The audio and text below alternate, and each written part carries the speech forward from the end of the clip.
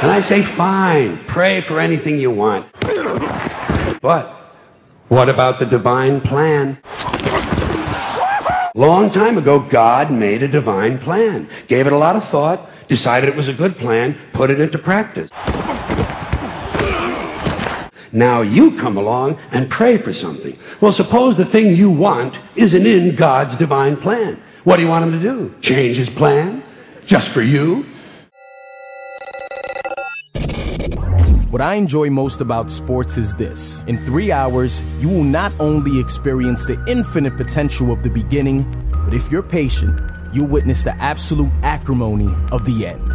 Ray Lewis's 17-year career comes to a dramatic end Sunday in Super Bowl 47. And I suppose I could waste this whole video by telling you how great I think he is, which I do. But I think he just made this Sunday's game a lot more interesting. When you sacrifice something for God, he will give you anything that your heart desires if it aligns with his will. No weapon formed against me shall... Let me tell you something about Ray Lewis. He once rode a Raven. He's worth millions of dollars, a future Hall of Famer, and oh yes, he rode a fucking Raven. So he has a privileged position in this world, and now I guess he feels he has a privileged position in the universe.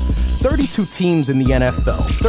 Hey, get out of there. 31 teams contend for the Super Bowl every year. By using Ray's guidelines, it looks like these teams didn't pray enough. They didn't sacrifice enough for God. Oh, just their bodies and well-being. No big deal, right? I'm not against someone believing in a higher power. I could admire Ray's zeal and passion for his faith. But if the Ravens lose, you can almost bet that Ray will say it just wasn't in God's will. The concept of God's will is the never-ending conversation, sort of like Abbott and Costello's Who's on First. Naturally. That's what I'm saying! I'm not saying... If the Ravens win, well, you've seen what he had to say last week. So is God a 49er fan or a Raven fan? If Ray was born in India, he'd be a cricket player worshipping a Hindu god. In China, he'd be a table tennis master steeped in the fundamental philosophies of Taoism and Buddhism. The Swedish Ray Lewis these days would most likely be an agnostic or atheist, playing whatever sport they play in Sweden, I have no idea. But to even mildly suggest that a Christian God picks winners and losers is ridiculous. I think that God would be far more concerned with the happenings in the world and not keeping score on a game played by millionaires.